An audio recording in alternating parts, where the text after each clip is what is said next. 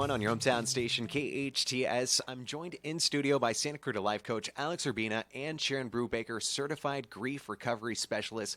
Last night I was watching the rerun of Laker game. I was telling you guys, huge Laker fan, catching even the reruns whenever they broadcast.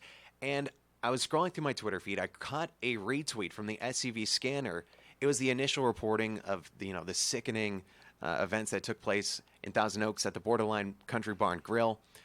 And, the guy killed at least 12. According to Ventura County Sheriff's Office, 22 people have been taken to various hospitals. How did you guys initially find out? I turned the TV on at 1 o'clock this morning. And I turned it on and saw the news, and I was just blown away. I can't even believe it. My heart is just breaking. Yeah, for me, it was this morning when I checked my phone, opened it up, and started seeing what was going on. And initially, I reached out to a good friend of mine that lives in Thousand Oaks, and my first text to her was just making sure your adult babies are okay. Yeah. And what I got back was that her son was there in the parking lot, stepped outside to get a smoke break, and then heard the shots, and then was ushering people out from the outside. Wow. And my heart just sank. I started thinking about my own kids. I don't know what it is about, watching some of these parents share that are there at the scene. It's heartbreaking. And when it happens really close to you, it's when it's far away, you can, I guess, justify, you can still feel the pain. You're still compassionate. You're still loving and caring and sympathetic for other people suffering. When it hits home and hits people, it just really, it's like a sock in the stomach, I'm mad. I'm really mad because is this going to become our new norm? That's what I posted today. I'm so afraid that this is going to be, why are we here? Why are we here? How is it that we as a human race haven't figured out how to change at least one part of this? Alex, you and I met on October 1, 2017 after the Las Vegas shooting. And here we are again, almost exactly 1 year, and we're having this conversation. This is breaking my heart. It's scaring me. I just did some numbers real quick this morning because we figure that there are about 4 to 6 grievers per person that pass away. That's just a small average. There are 72 people that lives are changed completely. Their lives are changed completely. They're so numb today, they don't even know which way to turn, and all such senseless killing. And I think that the anger is a normal experience because you're identifying with something that in your mind doesn't make sense to you because it shouldn't be the norm. Yeah. This is not normal. Yeah. And so that's where the anger comes up, because also the fear comes along with that, because we have our own loved ones that we worry about when they walk out. You don't know if that's the last time you're going to say goodbye. That's why, these moments, hopefully they teach us to be more vigilant, more present, looking out for each other more. My wife got the honor to go to one of the World Series Dodger games. Before she left, I told her, keep your eyes on a swivel. Just be aware that you're having fun, and some people use that to their advantage to hurt people. So just be aware and be mindful and look out for each other. But if we're all operating from looking out for each other, I think somehow we could tighten it up and tighten the net up a little bit and let these people that are lost, broken, and hurt, let them know, like, you can't come into my community and do this. It's not okay. Yeah. I think the thing that hit me first is that these 72 family members are now become a member of my club, and that their hearts are absolutely broken today. And that it doesn't even make sense that now they're members of a club that they had no intention of going in at this part in their life, and that just really breaks my heart. And yes, we now are in society and out in large crowds, and we're having to totally look around. I want to reach out to everyone that is just brokenhearted today and just trying to figure it out. The ones that are in there in the trenches dealing with it, but what about, and even all of us that are watching it, that are just confused and not understanding.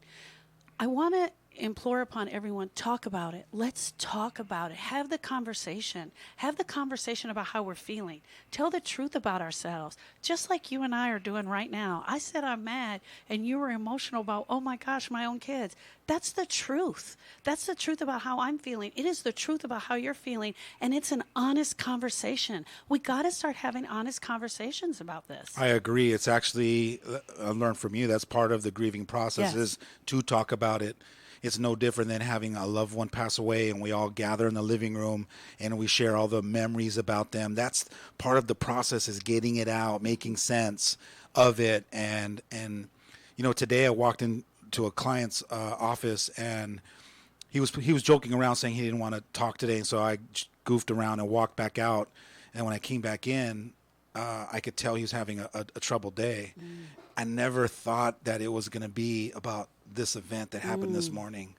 And when he started to be vulnerable and share how frustrated and how angry he was, it gave me permission to feel the same thing and be honest and say, I feel the same way. And so after about 20 minutes of us just talking about it, we started to feel a little bit better about it, and just making sense with other people that you can talk to as part of the process. And I want to paint that picture to let people know, turn to somebody and share and open up that dialogue, because that's part of the healing process to get yourself through it. Absolutely. Turn to somebody, tell them exactly how you're feeling, telling them what your thoughts are, what you're feeling in your heart. But also, most importantly, I think what you were doing with your beautiful wife is make sure you tell everyone how you feel about them today. Do not let the sun set completely without telling people how you feel about them today, because we're not promised tomorrow. And we may be having a different conversation tomorrow. Just, I love you. Hey, thanks for the text. I really appreciate it. Thank you for being there with me. I love that you're reminding us to seize those moments and communicate the gratitude and love we have for each other, which has brought up another point for me.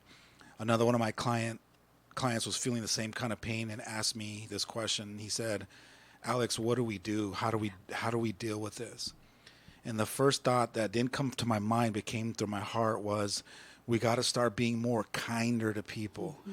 If you're disagreeing with somebody in a conversation and losing your temper and getting upset and getting angry and projecting that out, you're causing the environment for more of this to happen.